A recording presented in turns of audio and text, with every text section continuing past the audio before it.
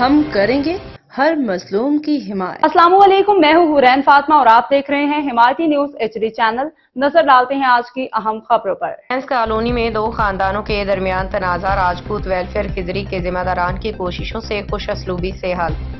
بھینس کالونی کے علاقے میں واقع راجپوت ویلفیئر خضری آفس میں حال ہی میں دو بااثر خاندانوں کے درمیان ایک سنگین تنازع نے شدت اختیار کر لی۔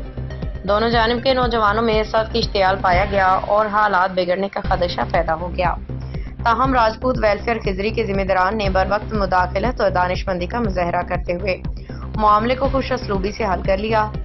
تفصیلات کے مطابق آفس میں موجود معروف سماجی رہنما مہدی حسن عرف گلو اور ان کے ساتھیوں نے دونوں خاندانوں کو مذاکرات کی میز پہ بٹھایا۔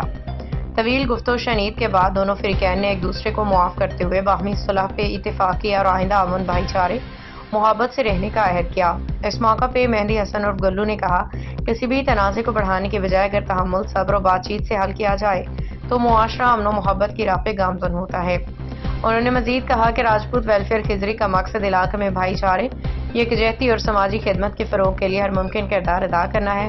آخر میں علاقے کے معززین نے اور رہائشیوں نے راجپوت ویلفیئر خضری کے اس مثبت اقدام کو سراہا اور امید ظاہر کی کہ ایسی کاوشیں مستقبل میں بھی علاقے کے امن و اتحاد کے لیے جاری رہیں گی۔ حاکم علی دل کی رپورٹ۔ باخبر رہیے ہر جگہ ہر وقت، جانیے ملکی اور غیر ملکی حالات و واقعات یقین کے ساتھ۔